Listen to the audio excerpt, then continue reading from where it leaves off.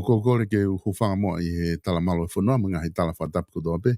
O ku whaoatu pa miheni, tala ngata e te au whai ki tō mama, o ka atahe whainga maari e koe ni. Ke o atu ai mo polokalama ko ia a te whunga whanua lo au. Ai ko heni pe mo palofesa to e da sisi o laftani.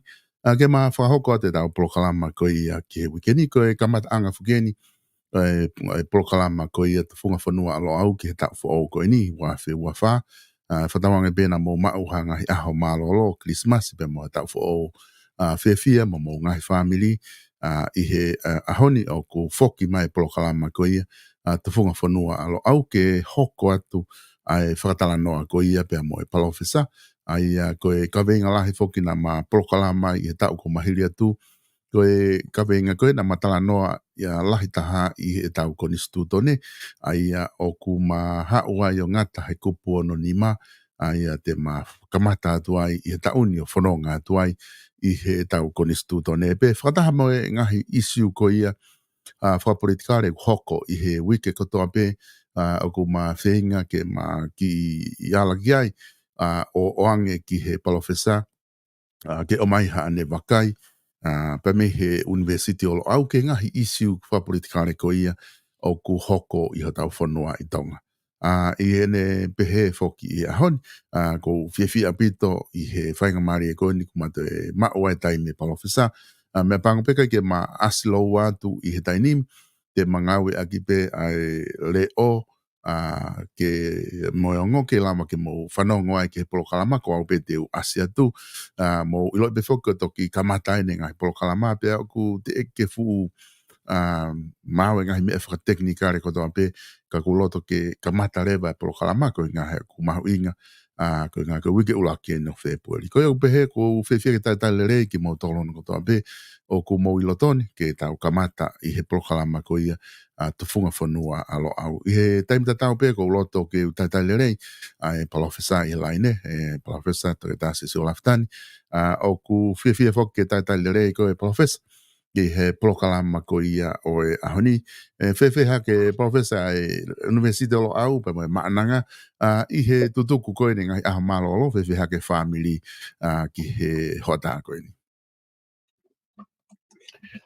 Malo pito tonga, pea kou korepe ke u whamalumalu atu he talamalu e whanua, lotu pea moe ako, kai hoko atu e ka polokalama pea ku tau whawheta I kotoa pe I he tau ausia ai tau koe ni, tau whou koe ni, ma tau whou polokalama, pea na e lava, ai malo lo lelei, mehi ngahi polokalama a te fua whaifio, pe koe Māori media, kanai ke lere mai pe ai whai whatongia ke tau university lo au e uho wa o ko ngā whoke o kai peto e tu o ta whaakia ko ia pe au kune lei pe ai whaamiri a Luciane pe mo whaamiri hene o mausai pe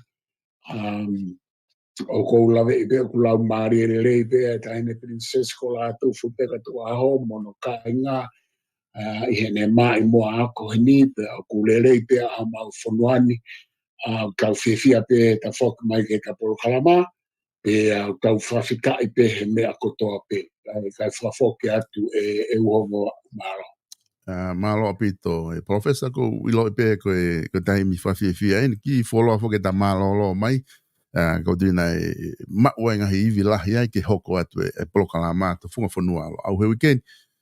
Ko ni tu ko ahoni ko tu ko ka venga ni o ku fai hono tala no I lahi ai ka venga ko ni tu unga ko ia I hono tuku mai ko me office palasi ai tohi ko ia me ne afio o ne whakaha ki he e premia pa mo minista ki muri mo takmamata o ku ne withdraw ku ne to o ne falala pa mo ne consent na ne hanga oang ka tikinaua ke na hoko ko minista o e tau malu I whanua pe he whoki ki he potunga au e ki muri pe mo e takmamata.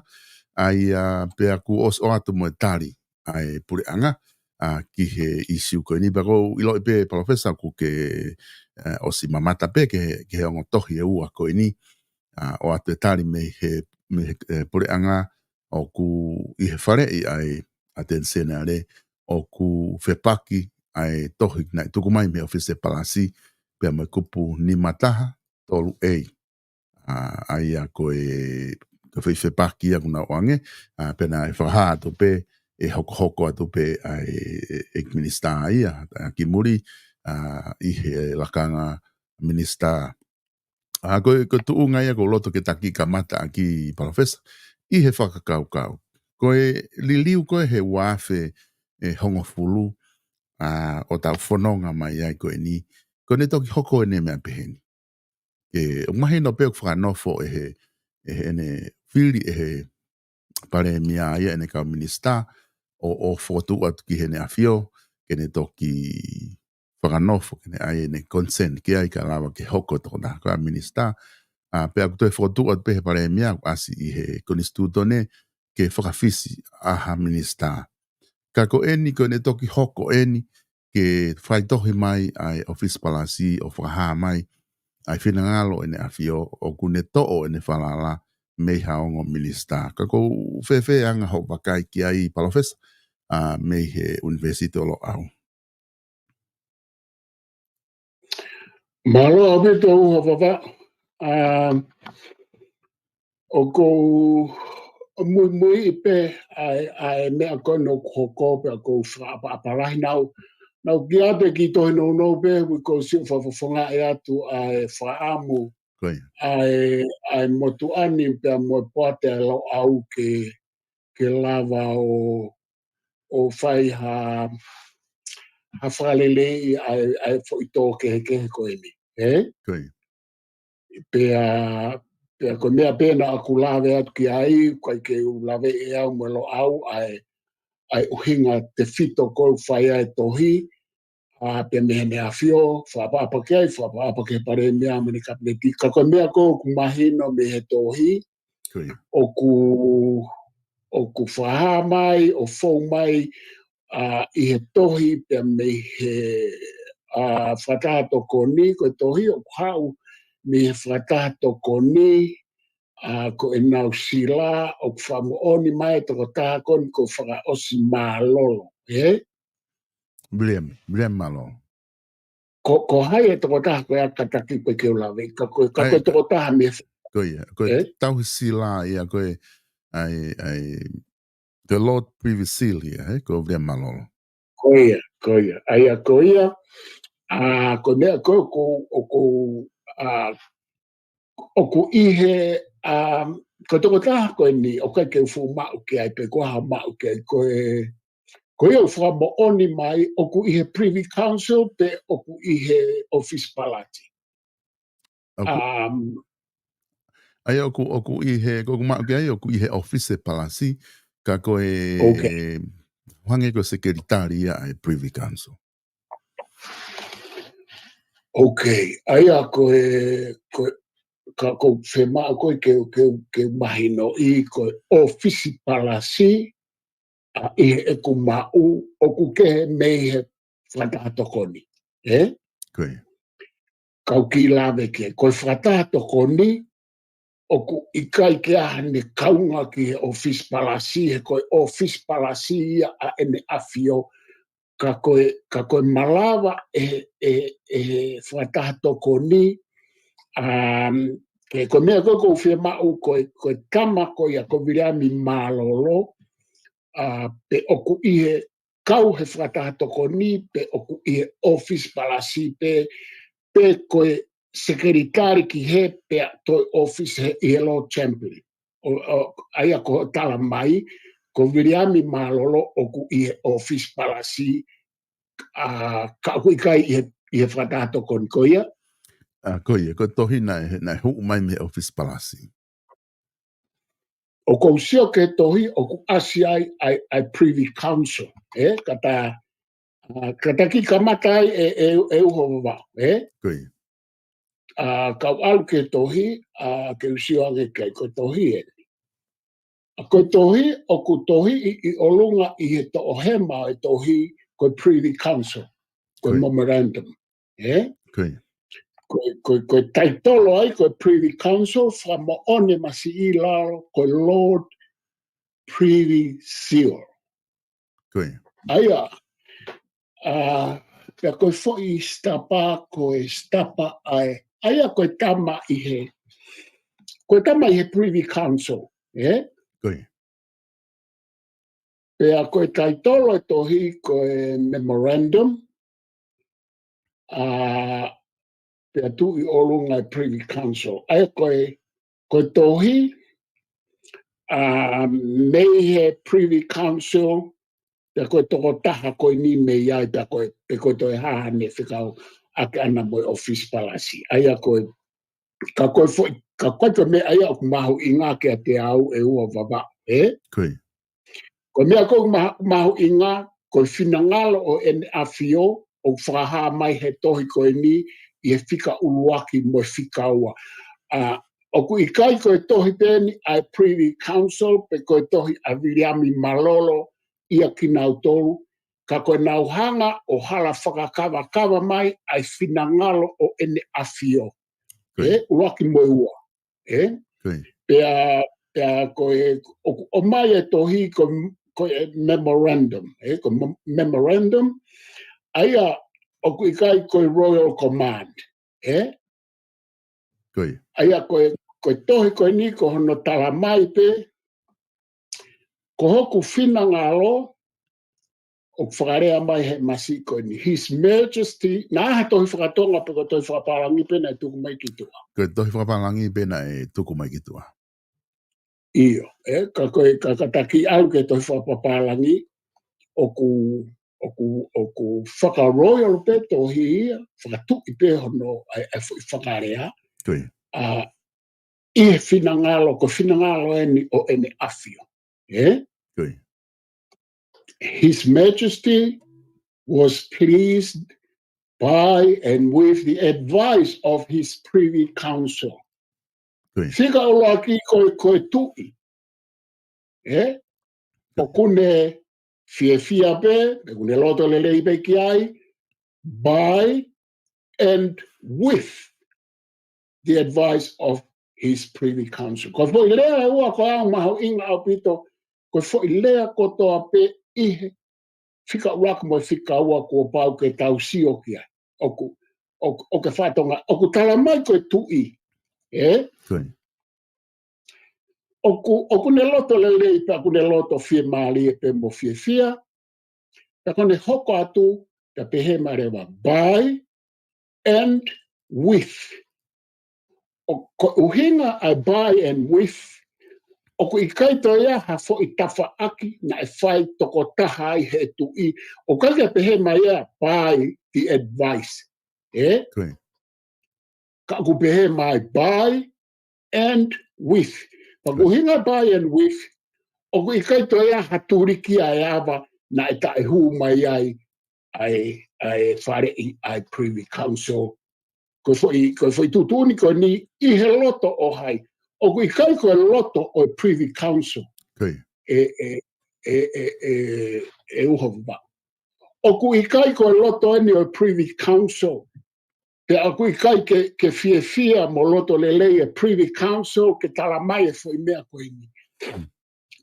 Ko ene afio kau mai ki ai mo mea kotoa pena ne o mai me he Privy Council. To withdraw ke to'o. Ke to'o a ene foi ma fai pure koi ka pauna ne stala mai ki mua ke mo minista. Ke to'o a ene falala mo ene mo ui na ane tuku atu ke mo whakalere aki. Pea mohono finangalo. To the appointment ki hono whiri koia o eiki huakawa meiriku ke hoko koe minista for His Majesty Armed Forces. Koe foi tohi ia. Sai koe tui I mea kotoa pena e kau ki ai Privy Council na ne hanga to'o katoa mai whare I mo tala no mai hafo mo Privy Council. Ka I he whinangalo lelei kai ai tui. Ke to'o a ene whalala mohono loto, mi hono whiri koia a hono kawa me liku, pe na e osfiri, pe koe ai ke firi, ke hoko koe minista o tau malu whanua e ne awhio. Pata toi haurewa ke whika wā koe fui whakarea tatau pe ia whai ai. Koe ke hepe, he ku aia ke a whekita a moeloa katoa utoi ka manu. Ke ongo portfolio e ua koe.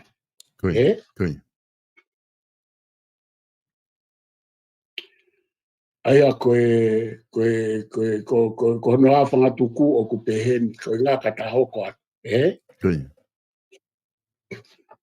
Koe no a whanga tuku o ku peheni, koe ku whamaa popo. Tara mai he tui, ke mo whakafoki ange ai ongo portfolio koe. O kui kaito e tara mai hame aia koe tara mai he tui, ko ene whalala mo hono loto a ko to o ia mea moua. Me he ongo portfolio e tolu kena. Mea whikita me he ua koe. Sai. Koe nata whaata noa e uho wawau o kui kai ko hapure anga whaite mokalate atonga. Koe pure anga whakatui, koe kingdom of Tonga, sai. Hoko mai, koe constitutional monarchy. Koe hingoaya e tau whaunga pure. Koe whaunga pure, oku ikai koe democratic system, pe oku ikai koe republic of Tonga. Oke whātonga e uho wawau. Ka koku alu pehe e uho wawau. Ko uhi ngā ke ha. Ke tasio,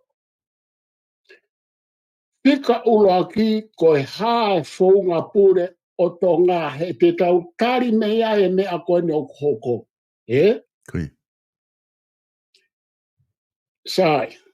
Koe hae whaunga pure, koe pure anga whakatui. Koe kingdom, koe mo whai taitolo o ku uape. Koe kingdom of Tonga, pe koe constitutional monarchy of Tonga. He kai peke toi mau koe ha hingoa kehe ki he pure anga koe ni. Sai. He kai peke talamai koe democracy of Tonga. He kai peke talamai koe republic of Tonga. Ta koku hinga e ku foki ki ai he te tau whai mea e tāri ki a whahinga mea o ku aspe heni mai. He kai ke hanga ko o tāri aki ai tāri whakademokalati pe koe tāri whakarepapirika ki a whai whaunga o ku kohono hingoa koe Kingdom of Tonga pea moe constitutional monarchy of Tonga. Koe mea ia o kou whetokanga ki ai. Sai. Koe kupu kotoa pehe ko ni sutonena ta whaatala noa ki ai. Na nau whahanga mabe o a whangatuku mo whakama opo. O ku lohiange ai u kupuia o ku kei i he malu o i tu i e a whangatuku. I a whangatuku o e aho. E uho wabao. Sai. Ko whehui whak na ke o mai ai ki he wā whehongo fulu.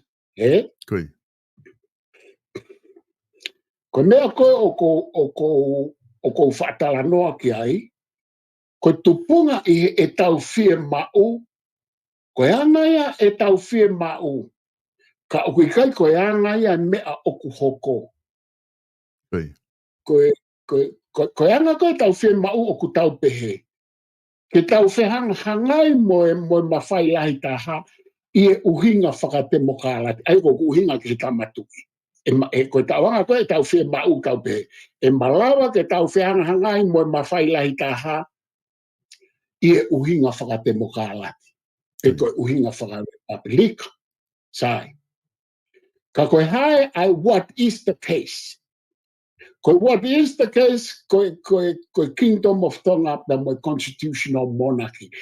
O koe keke hame aia wafe hongo furuna e os fai ke we ia e fo mea ko ia he ke tu pe ia me katoa pe ukupo e konistutone o te kai ke me tala mai o kupure ai kabineti whakarewereva pe o kupure wharearea whakarewereva pe o kupure whakamau a ngā whakarewereva. O ke whatonga i e uhanuba.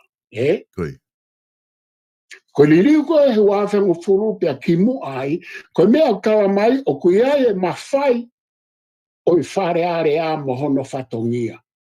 O kuia e mawhai e whamau a ngā mohono whatongia. Pena e whai ai Saupulu, ta e mahino, na nauhanga o alasi na i te tonu ke whaito o pe a kapinetia mo i whatahato ko ni i loto ai. Ka koe nau alasi ko ia whai fo i mawai wapea.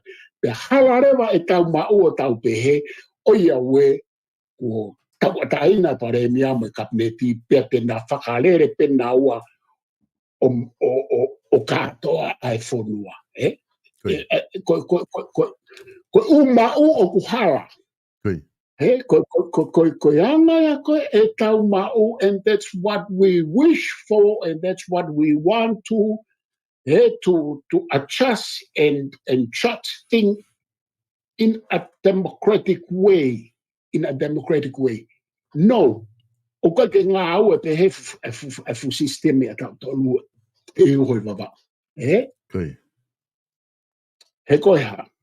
He koe hinga he koe ke lawa he te mokalatia i he principle of our republika ko ia ke apply ki he almost everything ka koe maha koe pe se ti pe ni manoa pe whanoa o e tau whaunga. Sai.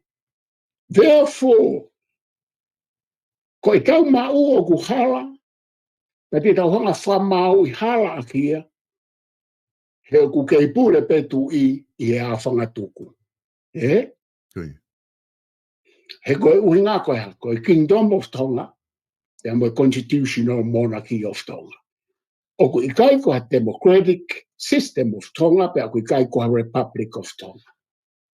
Koe kono whakaapa koe e tau whahau ke o mai e sea hou eiki, te hanga e tupo nima o toe ai fo i Saupulu i wāwhi hango fu.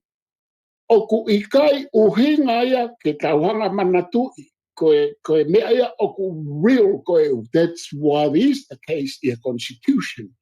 O ku ikai uhinga ia ke tau pehe te tauhanga whamau i whakatemokalati e sistemi, i mea kotoa pepe aia o ke tui.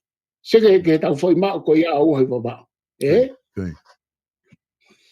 O ku ikai uhinga ia ki ai, pea he ikai ke lava ia. O ku ikai ke lava ia.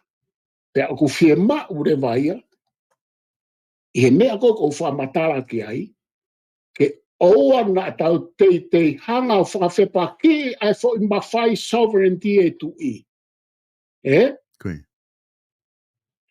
Iha whaahinga whaunga. Koe sistemi o ku whauia pe o ku kei nofo ia he monarch. Koe sistemi ko na i he ao whangatuku o ku tala kotoa pe he kupu lake konistuto ne ki mui. He ikai ke aha tahaia e tuu ke hopo mo e tui. Tika urakia. He ikai ke aha tahaia te lawa konistuto ne kwa te tala mai e lava o whaka ilo e tui pe lava o whawhepaki e tui. O wikai ke aha mea pe heia konistuto. O te kai ke whakaata he konistuto ne ke tauhanga o whakawhepaki pe whakaikai pe whakawheatungia e tui. He koe tui o ku hai katoa ki ai tautolu mo konistuto ne. Koe hae o hinga ke tauhanga whakawhepaki e tui pe kono whareka. Ko hae o hinga ke tau whakawhepaki ai otua. Ka pau te ave ke here volo e otua. Ko kuhingaan ke aia ke tau sio ki ai e uhe wapa. Koe hae uhinga ke tau whawepaki e o tua, koe mea kotoa pe a ki tau tolu o ku hai i he tau tui ki he malu o tua. Koe tau sistemi, te ke lava pe ko whaanga e tui, o whaata ia i he konistu tone, freedom of, te ke lava pe ko tala atu ke tui, i he freedom of expression. Ka koe taumiko o ku tu uni mai ai tu I, pe koe ha ai whahinga na tula ene tu uni mai ki a koe. Ka tau pe ki tua, kai tau te fito ke he ngahi kupu koe ni, koe whakataha to koni, koe pare mia, isa koe kapneti mo whakataha to koni, koe sea e wharearea, me wharearea, pe mo tu whamau la. Ke sio ke kai katoa koe ni o kupu koe no tau lau koe separation of powers. Uho i wawa. Koe o kupu katoa koe ni o kui whetu I ai. Sai. I he tau konistu tone. O ku kei I he executive pe atu I. E tau hanga o siofilelei. O ku kei I he executive pe tu I pa koe mene whataha to koni mo ene pe nolo. O ku I kai ke pehe o ku tu e tu I tu a mehe executive. Sai. O executive ai pare mia io. O executive kabineti io.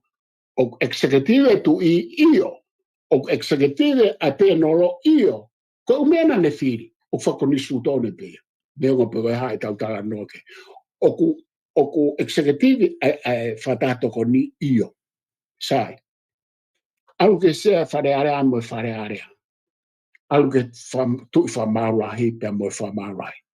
Kau te hanga hulu ia tueni uhe wawa ke tau sio ke ko tala noa peni uhe wawa mawhai mawhai pure o tu I whakonistu tone.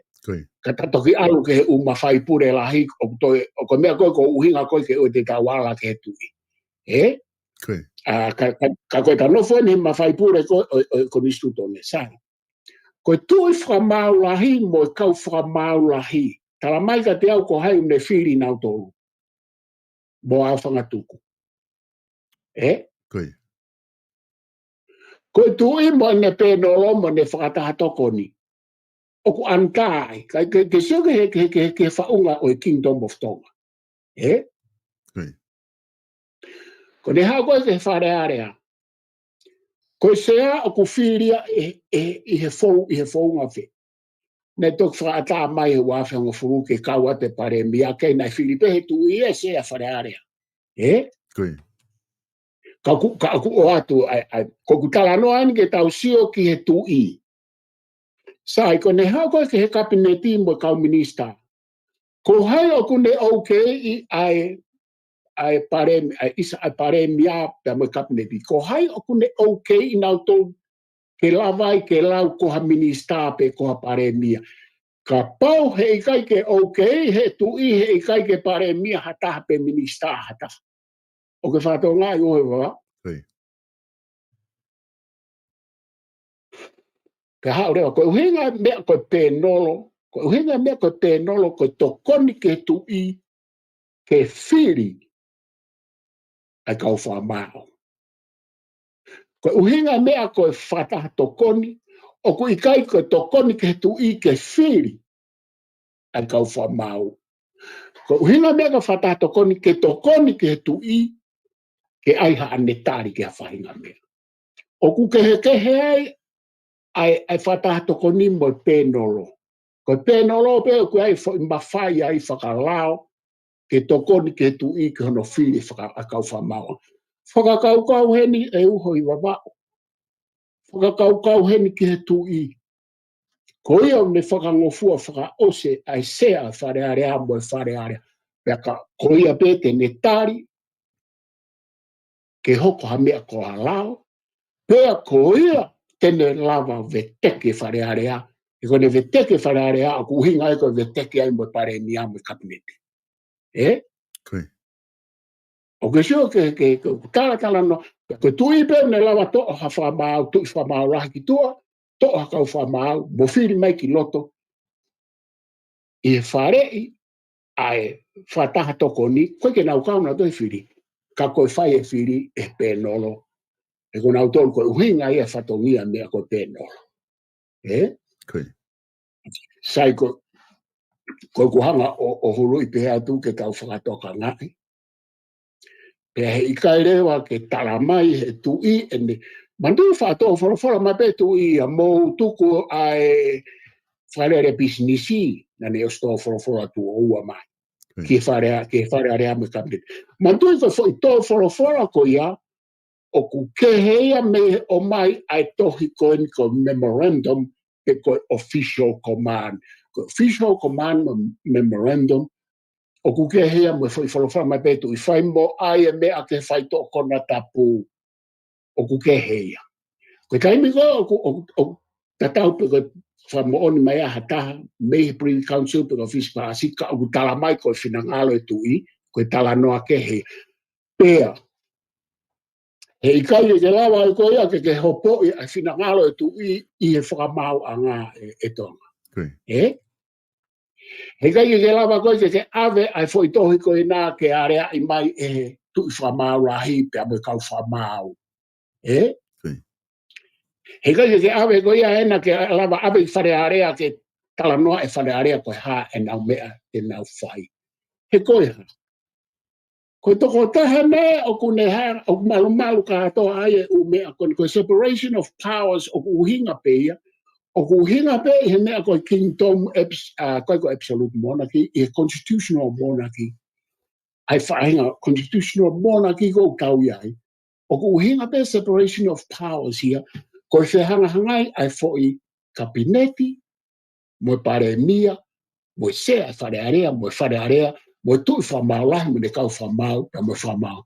Ko foi tonu pe ia o whai ai separation of powers, o kai ke kau e tu iai. Te koe ke tala mai he konistu tōne ke kau e tui. O kai ke tala mai he tui ia ke check and balance a mawhai e tōnu koe pia mai mo e tui o check mo ia. O ku tawlawa tau tōnu o pai freedom of expression o whaanga e tui. Moe ha moe ha. Ka, o ku te eki ke mālohi hata haia i e whianga ngai mo e tui.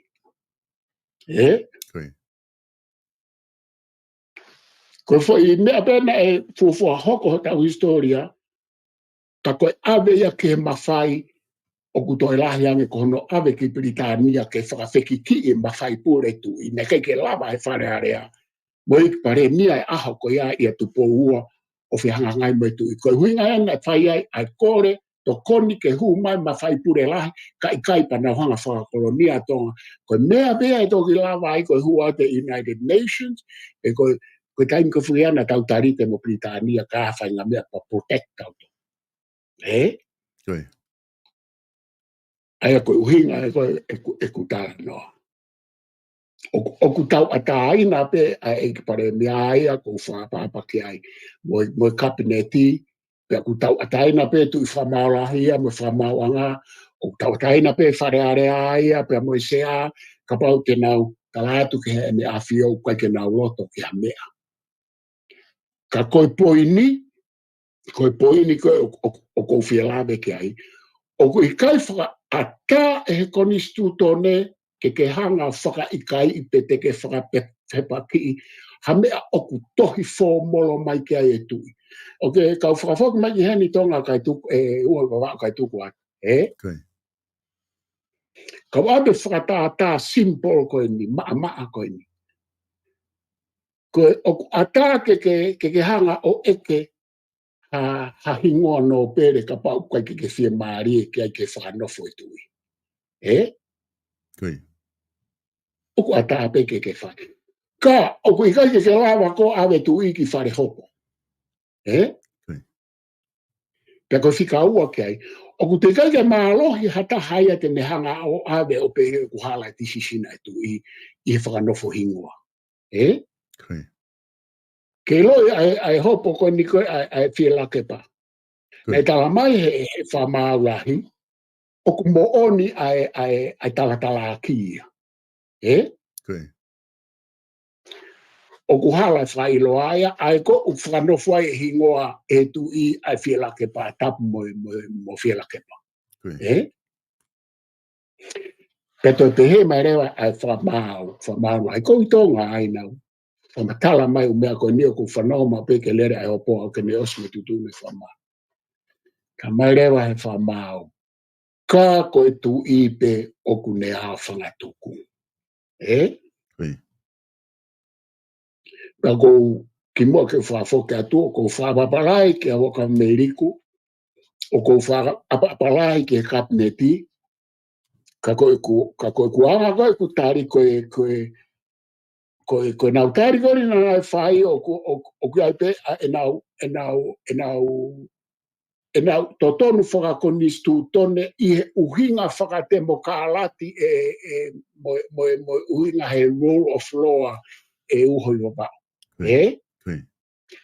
O kui ai pe e nau totonu I uhinga whakatemo ka alati mo uhinga o rule of law ke nau whai hatari ke tohi ai tui.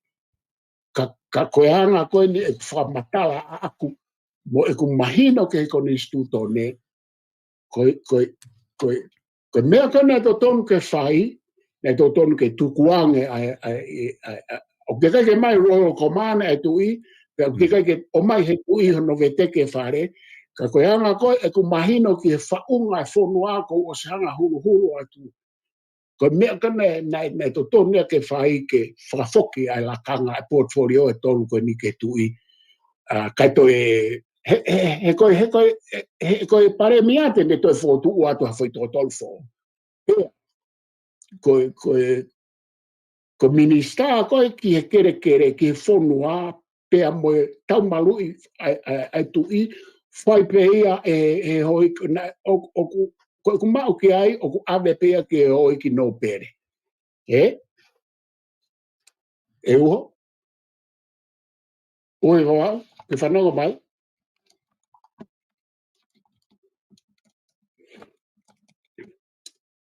oi wawau ke whanonga mai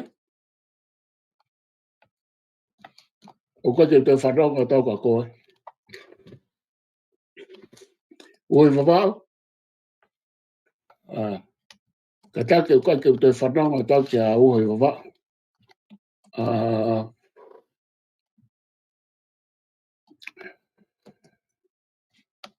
koe ke ulawa ke uhoko ate koe ke whanonga ke a oi wawau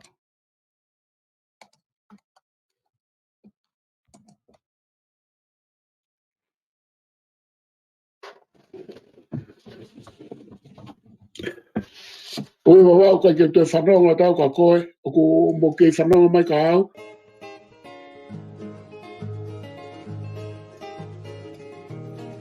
oi wawau oi wawau koe ke whanonga tau ka koe hiwa ni o ke tā mai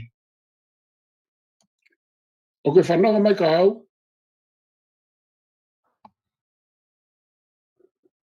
oi wawau o ke whanonga mai ka au Pafes, o ku ongo atu? Ia koe ni ko toki o ngō mai ne kei te whanonga tau ka koe. O tui mahalo o ku ikai ke ongo ke pafesa. Kau te whenga. Ikai koe ni ko whanonga. Ni ko whanonga.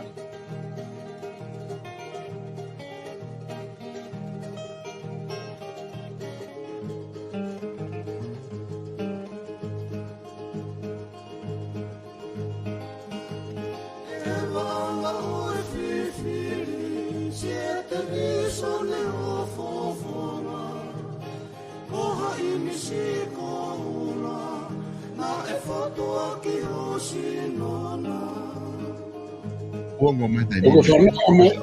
Uongo atu. O ke whanonga mai. Uongo atu. Io. Io uongo mai. Io. Pafesa uongo atu. Io. O ke whanonga atu.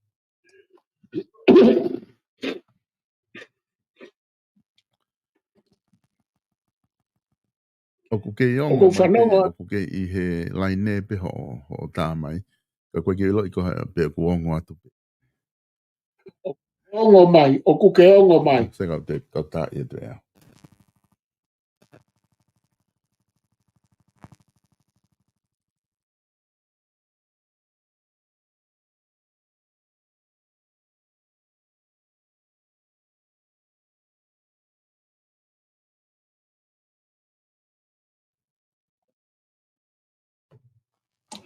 E o ke whanonga mai,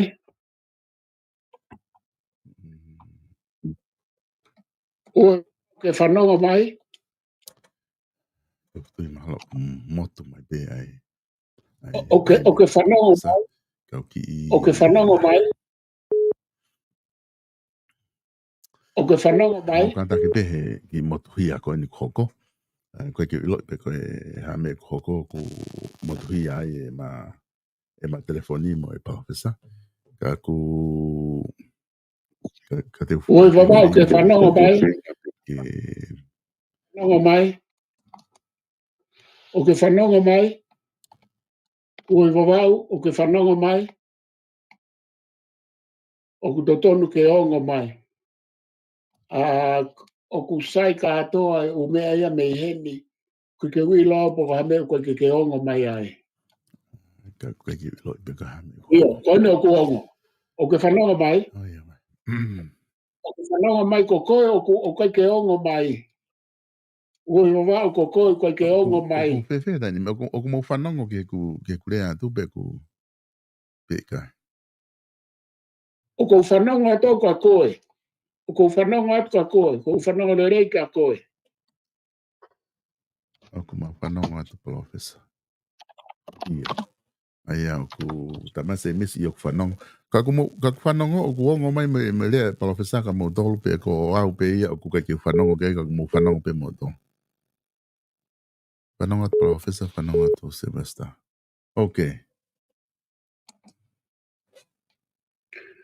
Ko koe o koe ke ongo mai.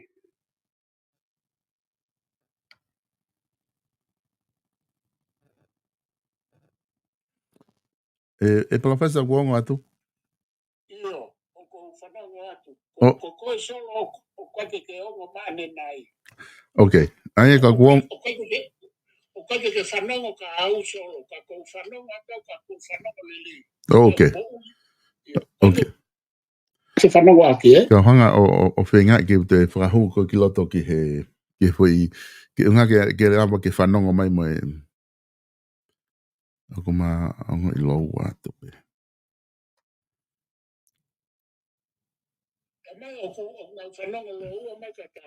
Okay. Apa ko ia pata hoko atu pe ai e professor ka pau o ku ongo lau a pe ka na dolo ko ngai ko ni ko whanongo atu pe ka ko he dani.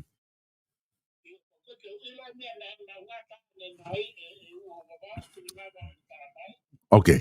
Okay. Aia koe tu ko ni koe ane nai na ke ngata foki i ho tala noa ko ia ki he na ke tala noa foki ki he tu ko ia ai ke oa e te tawala ke mawhai ko tu i pe mo u mea ko ia pe na te tonu ke oa e whahatohi o whawhepaki ki ai i he mea ko o mai ko he tu i he koe ko ha tu uni ko e whaha mai pe he tu i hono pinanga lo ke mea i e pare mea pe mo e kapineti.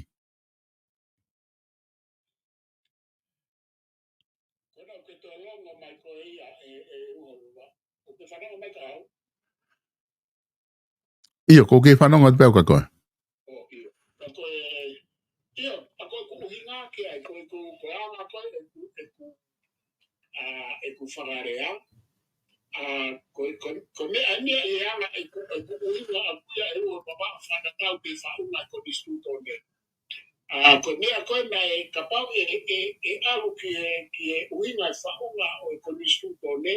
Koi. E whakafoki e o lakana e lakana e tōru koe ni ko e ngaka te whotua te paremia ko mea e koe ke whai o whakatau ki e tua ko ni stūtone ia i e ku whakai a ku malawa peke wala e uho i baba. Koi. O ku poi ni e kai mālohi hata haia i ono challenge tu i e umi alalahi te ni o a o ke hange koe shua ai kai toro. Ko tala mai pe tu i to o furio ko na to fo tu ma ta ko no implication ni fo tu ma ha to ko u te ko to fu ko inga ke pase ke portfolio so ko to hia o ku pe ko no na tu la faka tu ia ko o tau fe na ngai ko tau fe fa u mo tu I he me a ko ni Koi. O te tau tala te tau tōruia e tui a kataki a te tau area tau tōnga ao he ni pe marama pia ke ano ke whamawana. Ia hu marewa a tense me areo ai e me whare i pe apusai pe ia o kai ke tau i tata tōruia ke a tense me are pe a me whaaraki i ana pakai ko whatonia pe a tense me are. Ko kupoi ni ka pau e mahino I lere e a tense me are e fufu I whaunga po I upuku ka atoa ko e na ko me a whangatuku ai ume a he kai ke ne tara mai e ia o whehara ke fuku. Koi. E ua wa ko kutara no malama. Take into account malama pe ke uhala. Malama pe ke uhala ka ko kutara no aku me e ku whaka uhinga. Ki e whika waku me ko nisuto ne sai. Kau kita ofi ai kau hoko mai ke mea koe. O kon kala noa tu pe ua I wawao I e fo I mawhai I e konga pe seti ko mawhai pore tu I o kutau pe heu pe seti te au. Koi. Whakaluku fua he mea kotoa pe koe tala e whanua koe mawhai pore whakau tau koe mawhai pore whakau koe. Mawhai pure ke hu mai o ha, ko mawhai pure he haa, ko mawhai pure he lotu, mawhai pure he historia, ko mawhai pure kamata mai a tui e senturi hiva. Ko o mea ka atoa ko ia, ko o mawhai pure ka atoa ko ia, ko pe sepia e ni manoa e uho I wawau o kunofo I ko nistuto me. Koi. Aia, ko mea koe ke tau mana tui, o ku tau whewha uhi mo e pe sete ni manoa e mawhai pure tui. I ko nistuto me. O kui kai ka katoia o mawhai pure o tu I ko nistuto me. Ko pesete ni mana. Pe fere. Pesete reba ni manoa o kutu ia I tua. O ke whatonga. Koi. Koi. Ai o kai pe tau maa e foi a mahino koe koe koe manoa. Pe tau toi whakakau kau ange, pe tau toi sio loto ange ki e tau whao. Koi. Ka te whafo ka tu o loba. Ia, palofesa ko ne tu foko ia ku o mahino apito e whakamatala ko ni ku ke whakahoko mai. Whika oaki pia mo e ngahi mawhai o tu I. Ko mana tu I hake na ta osi talanoa foki he konistuto ne I he ngahi mawhai e tu I he kupuni mataha. Aia o ku talanoa foki ni mataha uluaki ia. Ko pau ke I he kabineti ai mawhai pure e whanua. Aia o kua pau ke nau mao I ngafa o e whenga waki whakataha me tari ui ki wharearea a ngai whatongia pure o pure anga. Pe aluhi fua e kupu ia ke kupu fitu. Kupu fitu le vaia o kupehe le vaia ko lea mawhai pure I he kupu si uluaki. O ku ikai ke kawa ngai mawhai o ku I he tui mo e tui I he whakataha toko ni. O tatawa I pepe o ku whakaha e he konistu to neni. Pe ko halao e wharearea. Halau si mga hitoton whakatui.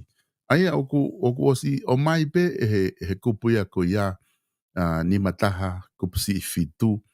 Ai whamatala ko ia. Oku ia ngahi mawhai pure ia oku I he tui. Oku ia ngahi mawhai ia I he tui. Hangai ko whamatala ko kia o mai. I he whakataha toko ni. Oku ia I pe ia. Pe tatawa I pe ia pe ku tohi atu he kodistuto neni pe ikai. Pe aku asi he lao ai wharearea, pe mo ngahi lao si, ka pau kai ki asi ai ka aku iai pe ia. I he anga ko e ku mahino ki ai, ku whewheho wakai ki ai, ko ku mana tu ia e mena tau si tala noa mai ai palofesa, I he tā fōu mai ko I he kodistuto. Ni ku tā au whitahi tai nim ke kupu ono nima, ka kupu nima taha e nima taha fitu. Si, kupu nima taha, kupu si fitu. Ia he koe o tala noa foki ai kau filosefa ia pia mo e konistuto ne koe mea e ui wawau te he koe prerogative prerogative power of the monarch. Koe. Ko prerogative power o tu I ko mawhai ko ia kono whakatonga I ko mawhai whakalewelewa. O ko kehe mawhai whakalewelewa mo mawhai whakalawa. Koe. Ko prerogative sia ko mawhai whakalewelewa. Aia, ko ono uhinga whakakomistu tone o pehe. Ko kupu ko tō pe ko ni stuto ne o whela vei mo mawhai e tu I ko ngai mawhai pure tu I ko ngai a hono prerogatives prerogative power. Koe. Ea, o ku tō iai mo o mawhai I maha alaini o ko ni stuto ne o ku kau mo ia I prerogative powers ka o ku maka tu ungaia e ui wawau I e fui a whaunga mo hono tamai mata mo hono u te whito I mono fu sai o kumadunga ia I whaunga ko ha hono tama I mata ko ha hono u te whito I whakakaukau ko ha hono ho Toki a he kai ke tau lava tau tō Ni hoko koe ha mea pa tau hao ke ai ke vete whakakupu o koe kupu ko ni kai mo pe he mea I ko te whumahoinga ka te au ia e alu ke whakakupu o ko alo ke mea koe ku me whao e u kupu pa koe hao fui tama I mata ko ni stuto ne. Eta ke lava pe kawa au ke he koe uhinga he koe kai ke malawa e u kupu ia. O maku pusi pe ke me kai katoa u mea ki prerogative power e tui. Koe. Sai, ko kalatu ko ngā ua ia ne prerogative power, ko konga o ku tohi mai he u kupu, mo konga o ku loto ia he tamai mata, pia mo e structure, mo e whaunga, mo e fuo, mo e uho, pia mo e u te whitau whakaukau, o ko ni stupa. Sai, o ku no fo ia, pia koe harewa e te konga taha a hono prerogative power. O ku no fo ia I e whonua, I u mea koe nā ku talatu kia. I hono mawhai hau koe tau, I hono mawhai hau pe koe toi whakarere whonua, I hono mawhai hau koe ngāhi haa, I hono mawhai hau koe au taki he lotu. Ka koe tānaki ka atoa mai koe ia, ai koe nau talatu ne nai koe mawhai pure tu I, pe seti pe ni manoa o tau kalanoa I no prerogative power e koe niskuto ne. Pe seti ni manoa o koe tu. Koe. Ko pe seti pe ni manoa e koe niskuto ne, o ku iai a mea o ku hātonu mai ngai kupu, e ai e mea ai o ku nofo ia I he, ko tau whao koe hatoku, ko tau whao ha e sei, ko pau ai fo I theme, Koe. ai fo I hypothesis, ai fo I main question, ko pau ke tau whao hono format, ko tau whao hono introduction, ko tau whao hono conclusion, ko ai hono foi whaonga, ko ai ngai te whito I concepts, ko umea koe ko uhinga koe ko kalanoa ki ai. Koe. Ka pai ke tau whakasio kupu pe tau tō pe tau mai ke tau whaafekiki aki I kai. O ku I kai ke whao aki o tau pe ai koe rule of law, ai koe ngā koe uhinga whate mukala. I kai, o ku I kai ke whao aki ko nistu tōne koe ngā rule of law kātoa. O ku I kai ke whao aki ai democratic principles kātoa. Aia e anga whawewhe e tau omi hanea ke whamau ia te hanea o ku I kai ke ia I ka kato a hono tamai mata, a hono key concepts, e whita whakaukau, a hono fuo, a hono uho. Koe. E tonga. Ko tau ke tonu e tau ngāo ea ke o whakatatau ki e whaunga. Te koe tau mau ko pe he ko te mokala te whanua me wāwhenga. Hara au pito I ke tau lau. Te koe tau mau ko pe he ko rule of law, o koe ke ngāo e ka kato e ke whaunga tau tonu. Koe. Ka te whawhaukia. A mahina pito e palofesa e whakatalano a koe ni ku ke whai ko he konga ko ia. Whikawa ki pia moe fie maho inga ke tau sio whakaloko fua ki he tau koni stuto ne. He ka taime taha koe ke me uhinga lele whanki sio whakafo I vesi. Au hange ko whamatala ku ke whai. A koe konga ni a ko tokanga ki ai mahino ai whamatala ia ku ke o mai ngahi mawhai lahi o ku he tui. Koe tāri koe ai pure anga. Koe tāri koe na nauhanga o mai. ki he tui, pe na ku whakakau ai mo atensene are, i he whare I kune whai, pa koe whatongia to tonu pe atensene are, kon taha ia no te whito I whatongia, I he nengawe koe whare ia ai pare mia mo kabineti. Mo tau pe he pureanga. I he whare I koe ia koe o kune whakahoko pe ia no whatongia to tonu, o ku I he taha ia no ngai whatongia. Ko ngai nia ko whiwhihu ia tu ka koe. O ku os mahino ia I he tohi koe na o mai me office palasi. O ku ai mea ia o koe ke toi whalala tu I ki he whakanofo na ne whai ke o minister. Pea o kune withdraw a ia, o kune whoki e ia ene consent, ene whakamawhai koe na ne whai koe ki ai. Aia I he whakaukau atu. Lolotonga o mai e he tu I a tohia tala mai, o koe ke tu e whalala atu. O ko tohi koe na e tari na atu he pure anga. O ku tokoni ke solo vai palopare ma, pe o ku ate tohi ia, o te lahi anga e palopare ma ia o tau whanonga atu ai. O ku ngā nau whanonga atu ai kau taki I ho nau wā koe mo I tawha ake ke tu I mo whatato koni. Io, koe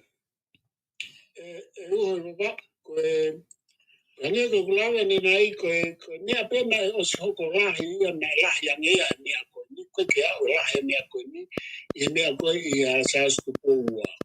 Koi. Ko heka ke to alu ke ka kulahi mama o ia he ni ako ni. Koi. Pe na ikai pe ke lava e tu I. Ko inen te ka na ikai ke lava e ki mo fare area mo se fare area. Ko ko tu ina e kabineti pe pa to whakato ko ni I fo I tu motua. Koi. Ko po ni na I kai ke nau lava he nau hau ke nau wharangai mo tu I mo ne minister pa ala I. Ko hame na hoko na na ui to koni ki Piritania. E ui to koni pure anga ko ni ki muri ko ke wau kia. Koi. Ka ko tala noane o ku pehemi. O ke kai ta whakakomisu tone mo ta whakarao ai whoitohi koe na. Koi. He o kuia e whoitohi ia e hoko atu ai mo whoitu uni e hoko atu ai pe ke tau ilo ke tau tō. He o kuia e uhinga ka o kui kai ke asi mai na e tu uni mai ai tu I ke whakafoke ane ai akanga I tōlu koe. Koi. Ke tau tō o poini koe ni ke tau hanga tāri e. O ku ikai ke te akanta polo mai tu ia ke ni tala mai ane uhinga ka tau tōru whatatau ki Kingdom of Tonga, the Constitution of Monarchy of Tonga. Ke whatonga? Koi. Ko uhinga koe na me ai e ne kau whatato ko ni ikai ke tūtunga kāhe tu ia. Ke ai me ne kau pēnolo ke lava o malu ia. Ko ne mea malu ia ke ni kai me whai tutu ia. Ka koe tu uni ko tō pe e o mai he tu I. Ko pe seti e hiwa noa ai ki o lunga. Ko tu uni kuone o si whakapapau I koe me aia te me whai. O whakatatau ke konistu tone mo ene paro meski o tua. Koi. Pea malawa pe ke uhara. Ka koe hange koe tohi koe na. O ko asi pe konistu tone ia ka lanoa ke atensiliare. O malawa. O koe ke uhinga hono whiri he tui me pēnolo. O kalamai pe ai he kai ke pōpula atensiliare ia ke ai ke whakalai ki ataha. I ta whaaki o pēnolo me tui me ta whaaki. Ke me whai pe ia whakatatau ki e ne whakamau whakalanga. Pa koe na me whai pe ia. E anga ia ne whakamau whakalanga. I kai ke tau te aia tau tore atensiliare. Koi. Ko mea koe ku hoko he ni, ko I kai ke whalala, mo I kai ke whanongo, ai kabineti, ki he tohi ai tui. Koi. Aia koe hae ku hinga ki ai. Whawhoke alakanga I tolu, to whiri atu whotu ate pare mia alakanga I tolu ke mea fio. Koe shortcut ia he mea koe ni, ia o ku whaire vai he whaunga o e Kingdom of Tonga the Constitution of Monarchy. Koi. Ko Ko mea kona e whai e tupua. Ko pehe e whare area mo e kau minista. O kune ngāwe haa aki mo e minista paanga ai whonua. Koe. Sai. E sio ke poini koe ni. Nā nau wheinga na ikai ke lava mea. Koe toki lava he nau kore to koni ki Nusila mo Britania. Ala tu ai fumanu au. Me Nusila, ala tu ai o whai hono whamalohi e tu i ke nau area pauke. Ave ai tau paanga mo mea ke whalere mai mea. Kai ore waku tau lava whalele lele. Pea ua toi kau ke ai tui. Ka ke sio ke whai mea koia. Ko corruption ia ai tu i afa ko ia i whakarea o e koe. Ko mea koe ni o koe ke corruption e tu i koe ni. Koe kaha uingarere ia ke tau o tami ki mamam ke o mai. Koe uinga koe ni koe fo i tu nea to e tu i ia ki e pare miata mo e whakato ko a mo kapineti.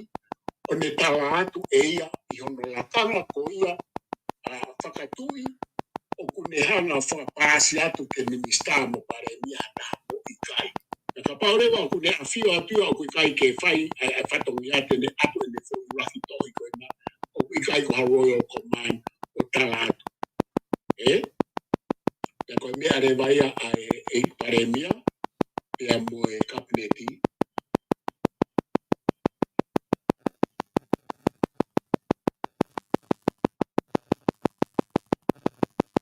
Oua ke toko ai portfolio koe na. Koe nga ka lava ke whakasima. Mana tui, ta whoki me ke poini koe. He kai ke lava he pare mia. Mo egi minista ke egi minista. Ka pau he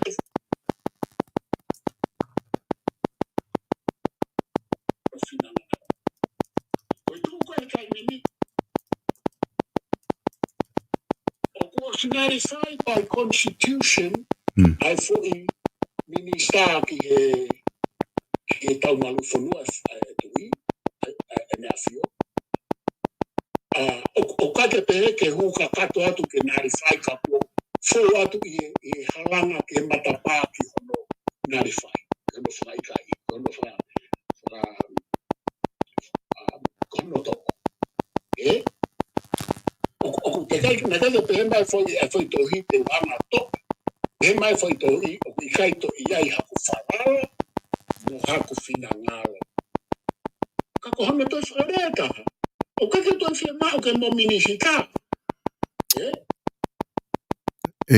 Talofesa ko tui mahalo o koe mea ki talamahe kau whanongo ki hangai ko anoing he ne tu koe ni he tainimi ko koe ki ilope ko hamea o ku tā ku longoa aia ku nau talamai o ku ki anoing he mea. Thiosula FP Lafitani PR QA Qtostits KF 10CZ Olix 9 MV0 Tivlac P8S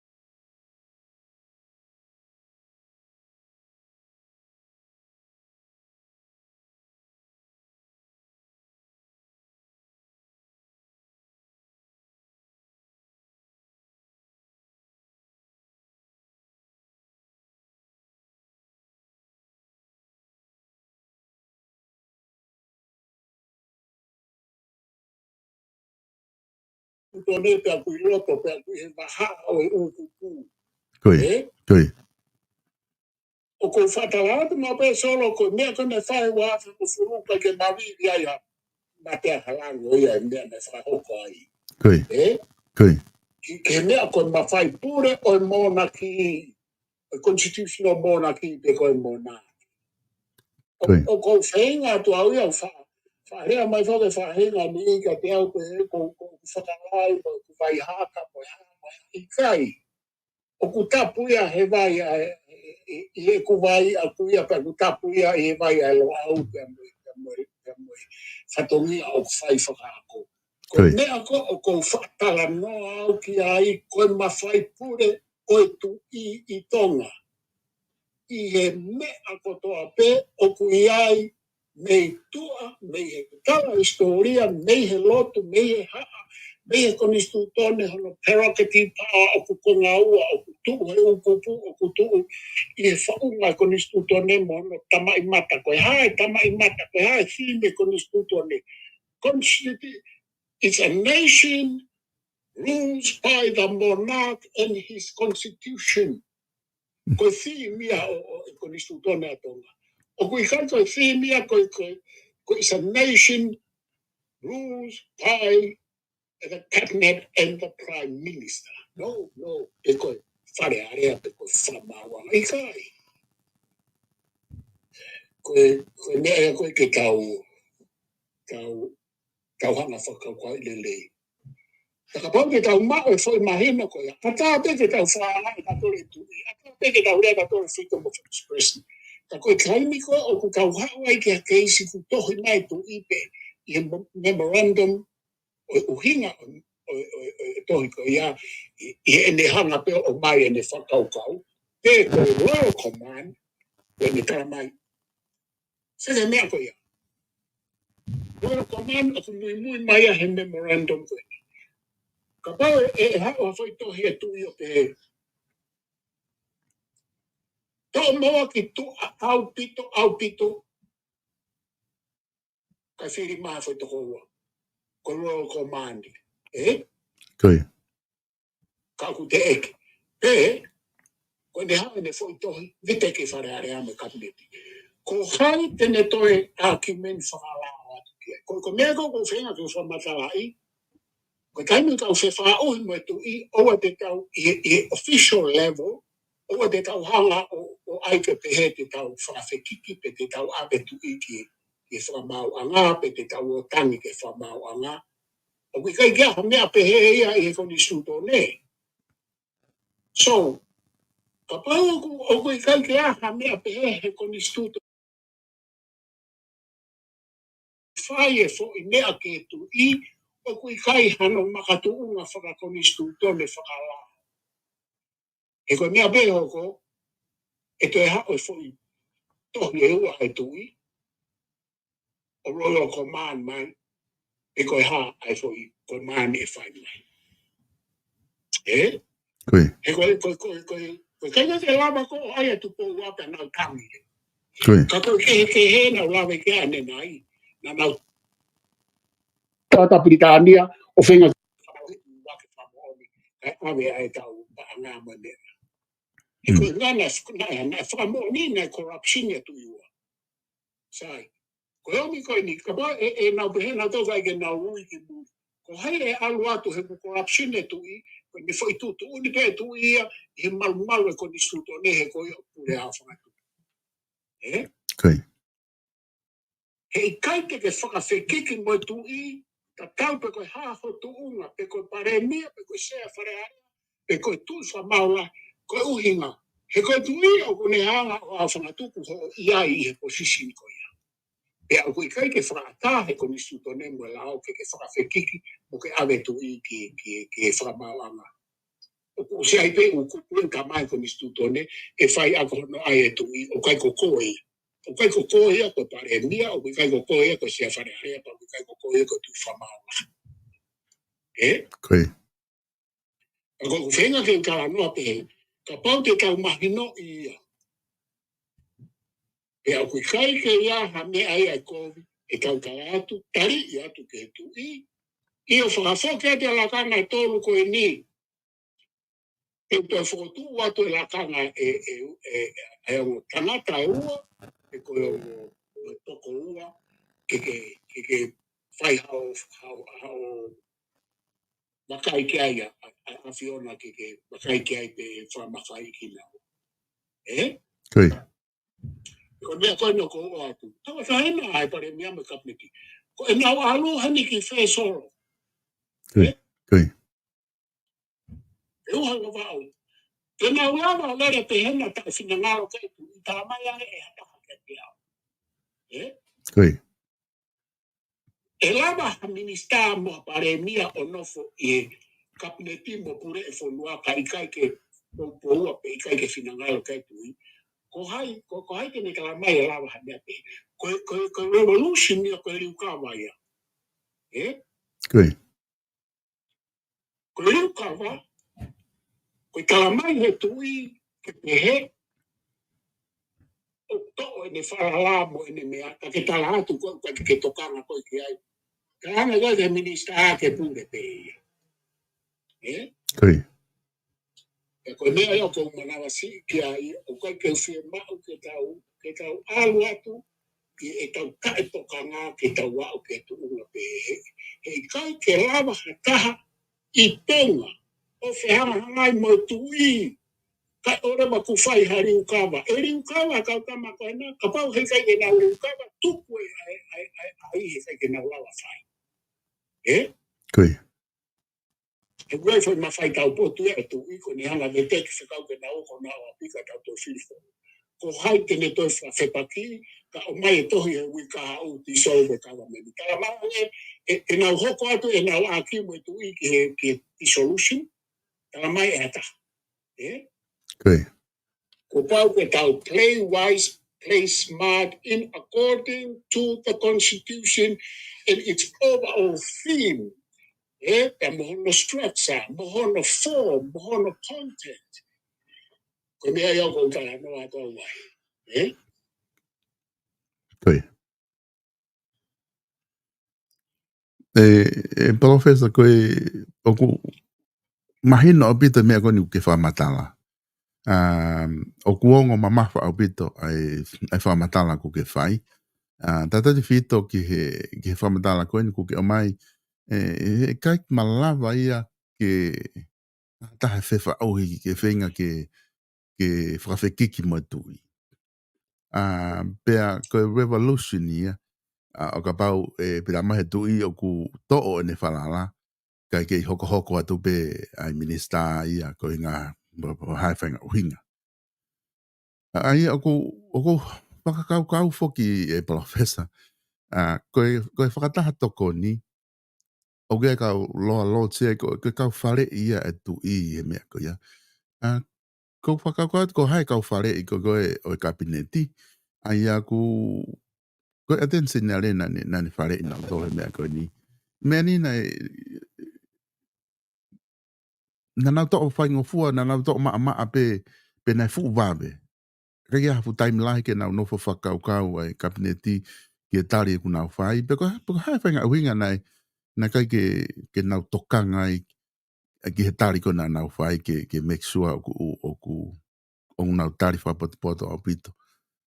Even be nai tonu ke o mai ki he public, na tonu ke alhanga tonu pe ke office de palasi ko inga kai toki whai anau na whainga mea te nau whai. Ka ko whehu ia ko wheka o whare I ke nau whare I whapoto ai pare mea mo kabineti I hoi laka ko ni kunau whai. Oku palapare mai e hoko I ko palapare mangi kuia lau. E wheka o mai tohi hui ka hau o tala mai te so e whare alea. Ko ne o si ia te whirifo o e whonua. Pa wai me ngahi ke he ia e hoko atu ai. Ka ko ngai au whai hano whawhehu I ko wheka o whare I ko hai mea na ke whare I whare iai. Ai kabineti. Ko ia. Koe crown law, koe kau whare whakalawa ke he pia me attention iare. Ko ia. Sai, koe crown law, koe whakonga ko ia I Department of Justice. Koe whakonga ko ia o kumalawa ke mau whare, koe kau fufua whare I poko whare I anga maheni ia o ngā e kupu o pure anga. Kui. E whakatūrewa mea koe koe atenseniare o ku nofo tapau ia ke u I siula lahi pia mo e whare are a mo e kapu. Kui. Sa, koe hala koe e tau whakakau mo e tau mahino ke foi sistemi o ku tau toi o ai ke whare I mai a atenseniare. Kui. E tonga. Ka pau te tau mahino e mea o kou kāno ke ai he kai ke tau toi o kumi whare I kai me o kalamaya e tu I hane mea. Kui. He te tau ake whehu I peo pehe. Ko hau o ku tau potu taha hono mawhai. Tu I. Ko hai na tau parao mesi ki ai. Tu I mo o tu aka. Koe ke tau sio ke o tu aka tu I o tau wheta ui mo I a whai. Kui. Sāne. O hai na tau parao mesi ki ai. Koe tu I. Na tau parao mesi ke pare mia ika. Sāne. Tala mai he tau parao mesi mo konistu tō nekea. O mai ke poini mahu inga kaha e Kui. Koe hane tala mai he rao mo konistu tō ne mo tau parao mesi. O ku tala mai ke tau whawhewia e mawhai e pure tui, pe ko hono mawhai topu tapu. No. O ku tala mai ke tau hanga o toi kumi whare ka o mai hatohi ai tui. No. O ku tala mai ke tau ui ki muri. No. Hane o tala mai ukupu kata konistu tō ne ka tutu uni mai tui. Tau tala ngofua. Kui. Koe mafuia koe na e whau ake whonua pe o ku nofu he tala whonua ko e tau tala ngofua ki he tau mātu.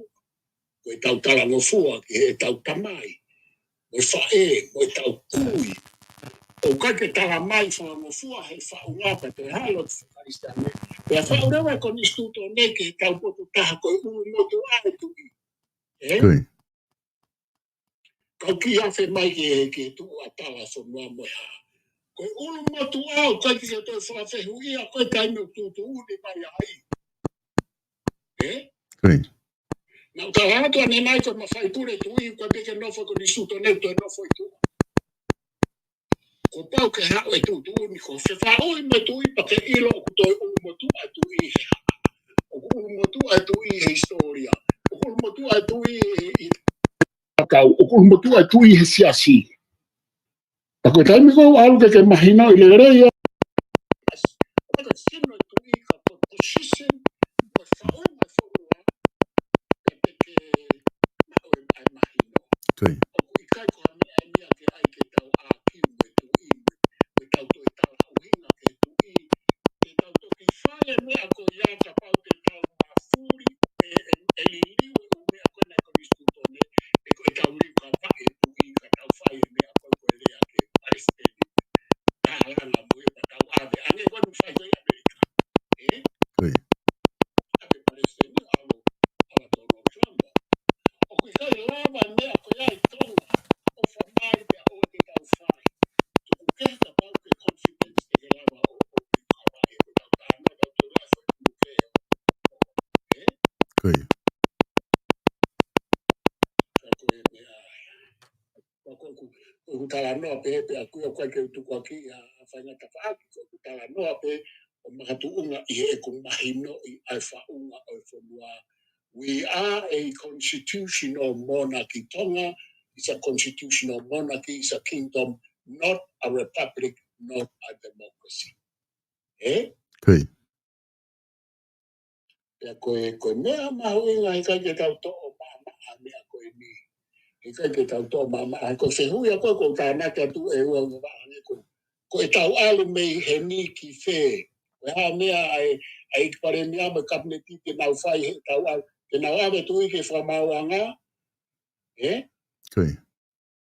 Te nau whakarere tēnā ke mao pe portfolio koe ni. Tēnā whakarere pe nau ai ua portfolio koe ni. O kui kai loto kia e tui. Koe haa whainga mea koe kia whainga mea pe he I whaunga koe niskuto. Kui. Ko whakapaparai kia ua kameri, ko whakapaparai ke kapileti. ka aku whai ai tau make decision o whakatatau ki he whaunga, o whakatatau ki he tau poto whakapoto i he tau mahino i ai whonua mono whaunga mono kustutone mono tawa. O kai ke tau hanga ke peo mai fo i kupu ke tau whamau, o kai ke lawa ko ai fo i kupu i hongo funu ke whamau, ki ai ke meteki a ke tu i. No. Koi. Ako mea ea ko kasawho ke atu e ua wha. Professor ko tui mahalo ku mahino lei apito ai tuunga koe nu ku ke whai ke whakatala noa. Pea neongo pe o ku whai whanki i palapare ma whakateknika le holo ku longoa mo hafua u mea he i he ta system i tatala no wen ke system e pureanga onu kau pe ma ta whanki system koe nu whai ke ta polokala mahe palapare ma holo koe ni ka ku kehe pe ia. Ka ku hinga neongo ai hoko whanki mea koe ia. Ka ko hinga mahu inga foke whatala noa ka koe i he isiu koe ni kulotonga hoko. Ko hinga na ku loto pe ke hoko atu pe ai whatala noa atu ko hinga ke lava pe kakai ke nau whenga pe ke nau whanongo. Ki he whatala noa ki he anga ho wakai pe me he universite alo au pe ko tu mahino apito ai whatala noa ko ni ke whai. Ko tu foke dai ni mi ko ke mahino ko ha hoko atu. Au ku wha amo ai whanua ia. Pe mo kakai ke whakalere ai umea koe ni tata te whito ki he paremia pe mo kabineti o mata u whae tau mea he wholoa professor wiko hula uithi ka kuwela po kei whae umea ka tau kui nau lava tu ki palasi o kore whamre more tangina ki hampato o tari kai o hape mea ku ke whinangalo kai pa tau hoko atu ko ngaka lava ki tau hoko atu mei o se taimi to pe ki ta uni pe me tau ka hau pea osilewa taimi ku ange he lao ke pureanga koe ni. Ko tui ka ikai ke lava o solova umea koe ni malava hange koe whamatala ku ke whai ke hanga tui o dissolve whale alea pea koe ni dissolve ia ma pureanga koe ni. Professor ko haha tanak wha osi ku ke fie tala noa ki ai ki mo ke ose ta programa ahon ke ta toki pe inga fix holo ta o sistemi ki he programa wika.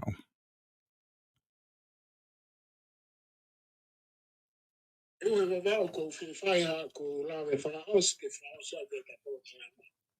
Koe. Ko técnico tamatu ko ni ai fala reamo kapmeti na ose wiki ta hono oange ka kai ke rea ne ani be buri to. Koe. La ose wiki ta hapa fe tu ta ngreva la ubani mo TV mo le tio ponga ke ai tala noa. Koe. Ko foi o que por la mape, ko por la mape ai la ubani ke fai ai me ko ni ko baba. Ko ta no ko ni ko foi o que por la mape I tonga he TV mo le tio. Na ikai ke to a veia ke ta no mai hata ke te ko so mwana tu ko mai ka ke so wiki ta ke o ke le a TV mo le tio ke so kwa. Koe. Ko me mo ne no ko ka no a pe ai. Ko ha uina. Hena response mai fo no ata mai ke le a pe au fo mata ange ke me au. Ke na to se ba na to ke na fa no ya ta. Ko le atu ko ni. Ko programa ko na ko le ai ke Samuel Crispo hiwa mo saso baremi mo ka meriko ko na to kon paremia o ka minista. Koe. Ke nau talango fua ke tu I pa teu ki he filfo. Koe. Ko kurea na kurea, leo kona wiwa, na kurea ka se aosi, o te vita lawe mau, he na mau tupu hake ngerei a mo pahu, lahe te vita iau, ke ngai tapusi te lahe au e se aso. Para kulea pe he ki paremia ko kutoto, ke Samuel Crispo hiwa, me whaka kai mo mai ni, ana kulea reu ke hawa ko mau tupu whaka. Ko kukorena pe he. Oa te mautoho ha. Mo whakaangongo ke me awhio, teu ke tau whirifo o. Ko kore ka ki moto. Koe. Te ko ku wa funa to ku kene ta polo kalama ko ni o ko kore ki e ki pare mia ko sasi o ka meriko ko ku pehina ko to koa te mo kapneti ka to ko ku kore peheni ma ai lele ai fonua mo lele aki mo tolu I hobo ngā hilakanga ko mea ai au mo fai fatonia ma wai hobo mo ui mo whainga ke mo kau hono waka ai fonua mo hanga kari o ku kore mo hanga tari ai tohi ai tui ko ha ke lakanga minista e tolu ki amore ka atoa ai pure anga o ahoni e tau tolonga ai o lahi angea he mea pe koni koe ki tip of the iceberg ken te rengi tau alu ki lalo ai ni o kuhoko koe ni te rengi tau sia tau koe mea to tono e hoko he ni oi wa koe ki tip of the iceberg ken koe tau ki mea beni o lunga tau sia koe ki me aisi au ko aisi au re rea o koe uhinga e kukore he koe kupoini o kupeheni ko mabobo e kukala noa he ikai ke mou lava he ikai lava hataha ke whakawhekiki mo whewhauhi ma mawhai pure e tu I e whanua I he mea koe ni. E kai ke mou lava mo tō. E koe haa nau koko. Ko e tau whakangongo ni ke he whoi tohi hono ua e tu I. Koe ke ilo e ata. Ka koe mea kou kou fua kore atu he kai mini ka mou tō. Whakawhoke la kanga minista e tōlu koe ake tu I. Kai tō whotu atu haka utama.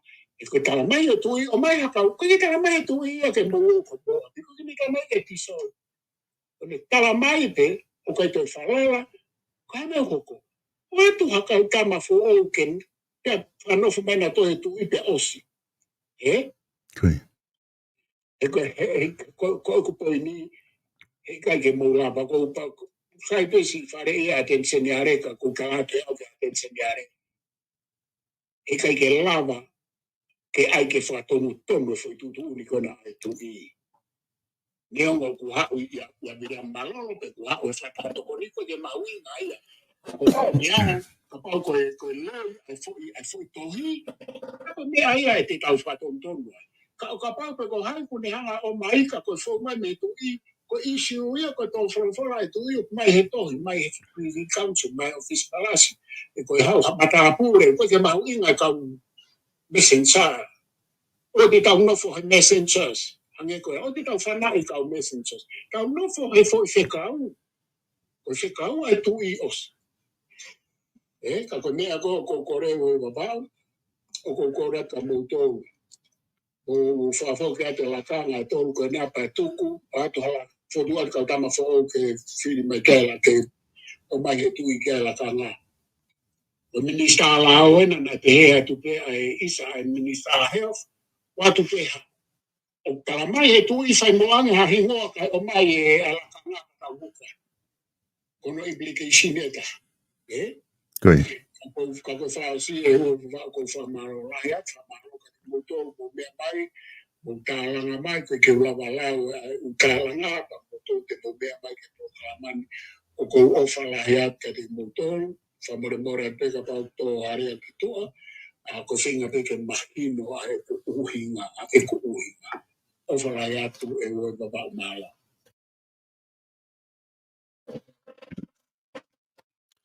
Malo pito professor aku fa malo lahi atu I he lava ko e proklama aoni fa malo lahi atu ki he kau whanongo I he mokau mai I he meme hoa taha me konga koe ni fa ia e tau proklama tuku e hanga ngai taimina e fa e mot holo tau I mea ngawe ka ko e fa malo lahi atu ki hoko atu e ta proklama professor I he wike kahau o fa atu ke te koe pe mo ngawe kwa mea se liana.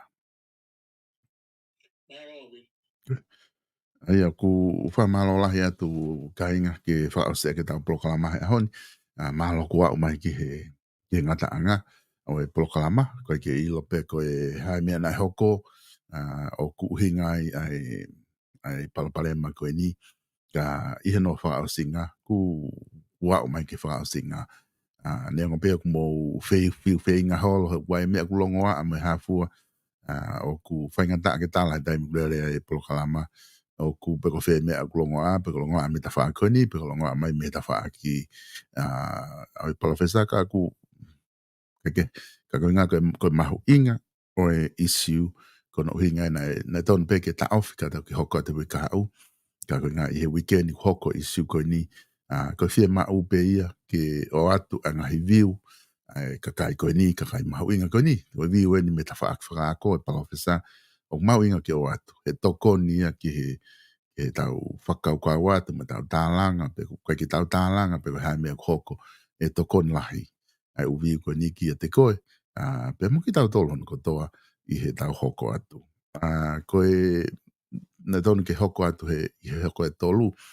ai whatala noa pe mo palofesa I no ke huakau tala noa ako mo politika reka koe ke ilo pe ku osilotoni ka pau e toki hu mai te ma toki foki mai ke tau polokalama pe kai e toki hoko ate tau polokalama I he wikau ia koe koloa pe kulawa o akahe whai puluk tau kamata I he weekend tau toki hoko atu I he wikau ma kore whamore more at kati mo tolu ka pau hanga hingoa ku lawe ia tu ko isi we ni pele nges pe ko isi we ni mahu inga ke fonua ne hoko ka pau ni na lawe ki mo tolu fa pa don I tala no isi ko ni ku ma ko fa mo re atu ko anga pe e tau ka watu ke tala no ke o mai habiu palofesa to ta se o laftani ki he isi ko ni pe me he tufunga fonua alo au ka mome a tau toki hoko atu I he polokalama ka hoko atu alo apito